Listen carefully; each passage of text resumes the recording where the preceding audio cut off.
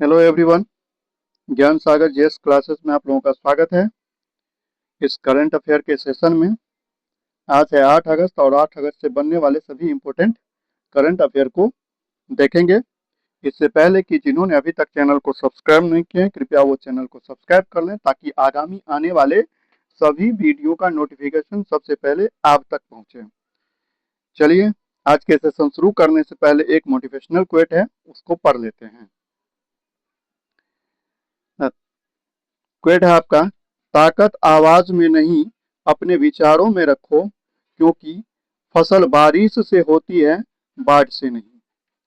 चलिए, इसी क्वेट्स के साथ आज के सेशन हम लोग शुरुआत करते हैं।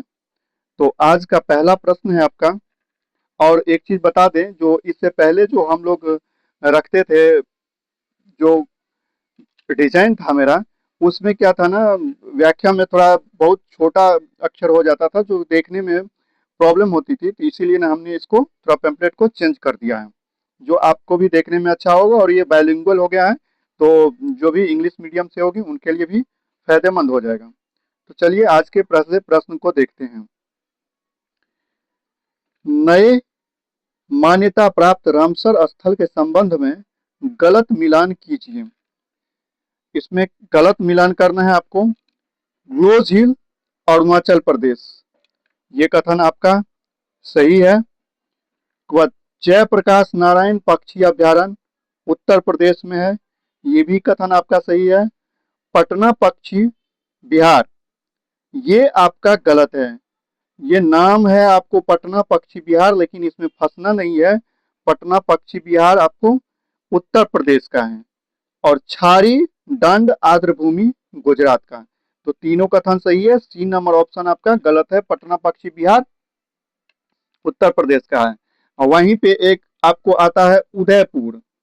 उदयपुर पक्षी विहार जो है, इसमें भी आपको फंसना नहीं है, क्योंकि नाम से आपको राजस्थान लगेगा, लेकिन उदयपुर पक्षी विहार राजस्थान में नहीं होकर बिहार के पश्चिम चंपारण में है। चलिए इसके आगे की बातों को देख लेते हैं। ग्लो झील अरुणाचल प्रदेश में हाल ही में रामसर स्थल में दर्जा मिला है।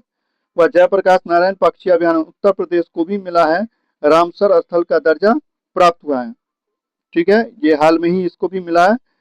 और छारी दंड आर्द्र भूमि गुजरात में हाल ही में रामसर स्थल में दर्ज किया गया है।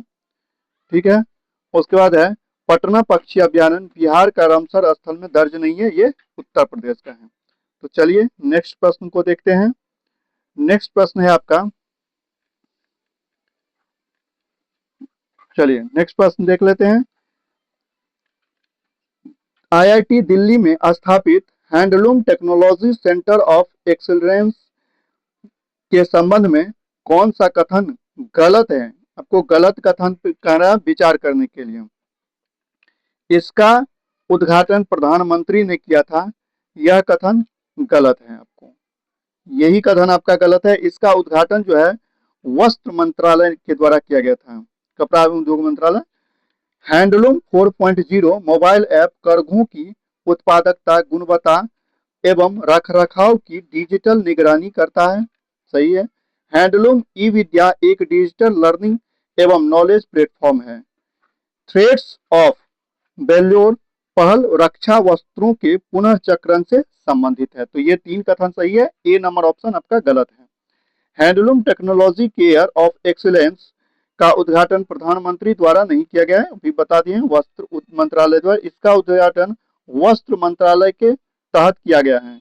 हैंडलूम 4.0 मोबाइल ऐप करघों की उत्पादकता, गुणवत्ता और रखरखाव की डिजिटल निगरानी करता है। हैंडलूम ई विद्या एवं डिजिटल लर्निंग एवं नॉलेज प्लेटफॉर्म है, जो बुनकरों को प्रशिक्षण एवं जानकारी देता है। चलिए नेक्स्ट प्रश्न को देखते हैं। नेक्स्ट प्रश्न है आपका, सॉरी,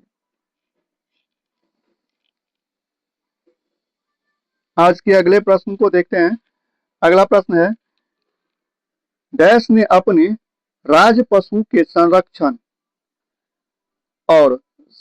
के लिए समापित कार्यक्रम मिशन क्लाउडेड लेपर्ड की शुरुआत किया है। तो मिशन क्लाउडेड लेपर्ड की शुरुआत आपको मेघालय सरकार के द्वारा किया गया है।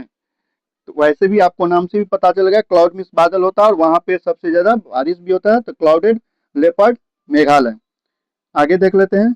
मेघालय सरकार ने राज्य के राज पशु स्टेट एनिमल क्लाउडेड लेपर्ड धूसर तेंदुआ के संरक्षण और सुरक्षा के लिए समर्पित एवं विशेष कार्यक्रम मिशन क्लाउडेड लेपर्ड की शुरुआत की है।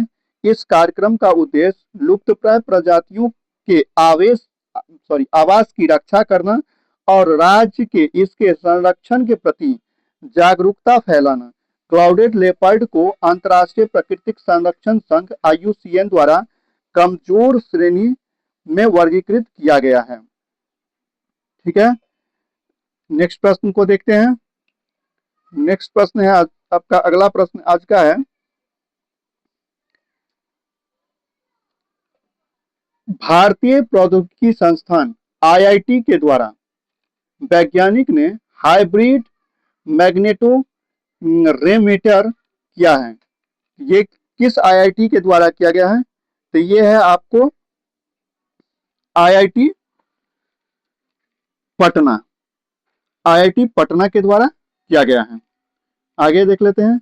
हाइब्रिड मैग्नेटो रेओमीटर एक अत्यंत ही उन्नत उपकरण है जो जटिल द्रवों कॉम्प्लेक्स फ्लूइड और सामग्रियों के गुणों को अत्यंत सूक्ष्मता से मापता है।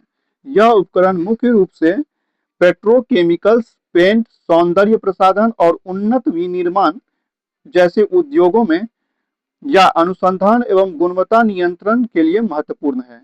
इस विशिष्ट उपकरण को विकसित करने का श्रेय भारतीय प्रौद्योगिकी संस्थान IIT पटना के वैज्ञानिकों की एक टीम को जाता है। ठीक है, यह आत्मनिर्भर भारत पहल के तहत स्वदेश तकनीकी विकास की दिशा में एक महत्वपूर्ण उपलब्धि है। चलिए नेक्स्ट प्रश्न देखते हैं आज का। प्रश्न का कलेक्शन जो है बहुत ही, सॉरी एक मिनट, थोड़ा आपको ये हो गया। चलिए, तो प्रश्न का कलेक्शन जो है बहुत अच्छा है, आप देख सकते हैं इसको, ये आपके लिए बहुत ही इंपॉर्टेंट साबित होगा। चलिए आगे देखते हैं। परिवर्तन के प्रेरक के रूप में गुणवत्तापूर्ण सांख्यिकी विषय के साथ ब्रिक्स देशों के राष्ट्रीय सांख्यिकी कार्यालयों के प्रमुख की बैठक कहाँ आयोजित की गई है? इसका आयोजन हुआ है लखनऊ में। आगे देख लेते हैं। ब्रिक्स देशों के राष्ट्रीय सांख्यिकी कार्यालयों की प्रमुख की बैठक भारत के लखनऊ में आयोजित की गई है। इस बैठक की विषय था परिवर्तन के प्रेरक के रूप में गुणवत्तापूर्ण सांख्यिकी। यह बैठक सांख्यिकी प्रणाली को मजबूत करने और डिजिटल युग में नवाचार पर केंद्रित है। इसे लखनऊ में आयोजित किया गया था। चलिए नेक्स्ट देख लेते हैं आज के प्रश्न को। आज का अगला प्रश्न, प्रशांत महासागर में स्थित द्वीप देश नौरू ने नेहरू के आधिकारिक तौर पर अपना नाम बदलकर क्या किया है? नेहरू ने अपना नाम बदलकर नाव एरो गणराज किया है। नाव एरो गणराज कर दिया नेहरू से चेंज करके। नेहरू जो प्रशांत महासागर में स्थित एक छोटा द्वीप देश है ने 2026 में आधिकारिक रूप से अपना नाम बदलकर नाव एरो गणराज कर लिया है। यह बदलाव देश की सांस्कृतिक पहचान और स्थानीय भाषा नाव एरो को बढ़ावा देने के उद्देश्य से किया गया है। पहले इसका नाम केवल नौरो गणराज था, अतः नौरो ने अपना नाम बदलकर नेओरो गणराज कर लिया है। चलिए आज के अगले प्रश्न की ओर बढ़ते हैं। अगला प्रश्न है आज का, राष्ट्रपति द्रौपदी मुर्मू ने स्वतंत्रता सेनानियों उत्कर्मणी पंडित गोपबंधु दास की प्रतिमा का अनावरण कहाँ किया है? तो नई दिल्ली में। नई दिल्ली में राष्ट्रपति द्रौपदी मुर्मू ने नई दिल्ली में उत्क्रमित पंडित गोपबंधु दास की प्रतिमा का अनावरण किया है। यह कार्यक्रम उनकी जयंती के अवसर पर आयोजित किया गया था। पंडित गोपबंधु दास ओडिशा के प्रमुख स्वतंत्रता सेनानी, समाज सुधारक और उत्क्रमणी के रूप में प्रसिद्ध थे। चलिए नेक्स्ट देखते हैं। आज के अगले प्रश्न को देखते हैं। अगला प्रश्न है आपका, पश्चिमी घाट में प्रस्तावित पारिस्थितिकी के रूप में संवेदनशील क्षेत्र ESA का सबसे बड़ा हिस्सा किस राज्य के पास है? तो पश्चिमी घाट की बात किया जाए तो इसमें सबसे बड़ा हिस्सा कर्नाटक के पास है। पश्चिमी घाट के लिए प्रस्तावित ईएसए का लगभग 56,825 वर्ग किलोमीटर क्षेत्र में है। कर्नाटक में इसका हिस्सा सबसे अधिक लगभग 20,668 वर्ग किलोमीटर, जो कुल ईएसए का सबसे बड़ा भाग है। इसके बाद महाराष्ट्र का है 17,340 वर्ग किलोमीटर और केरल का है 9,993 वर्ग किलोमीटर। चलिए आगे प्रश्न को देखते हैं। प्रश्न का कलेक्शन आप लोग देख रहे होंगे कितनी बेहतरीन है, लगभग हर एग्जाम में आपको इससे प्रश्न देखने को मिलेगा ही मिलेगा। आगे का प्रश्न है, डैश ने त्वरित भुगतान प्रणाली फवारा फवारा को भारत के यूपीआई से जोड़ते हुए भारत में वास्तविक समय सीमा पर धन हस्तांतरण सेवा शुरू किया है। ये क्या आपको मालदीव मालदीव मालदीव ने भारत के साथ real time cross border money transfer सेवा शुरू किया है। इसके तहत मालदीव की इंटरेस्ट पेमेंट सिस्टम फवारा को भारत के यूपीआई से जोड़ा गया है। इससे दोनों देशों के बीच तेज, सुरक्षित और सुविधाजनक धन हस्तांतरण संभव होगा। चलिए नेक्स्ट प्रश्न को देखते हैं। अगला प्रश्न है आपका,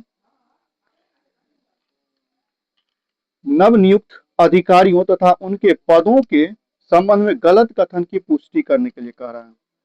इसमें से कौन सा जो है गलत है? एयर मार्शल तेजपाल सिंह वायुसेना के उप प्रमुख हैं, सही है। वाइस एडमिरल एएन प्रमोद ये नौसेना के उप प्रमुख हैं, ये भी कथन सही है।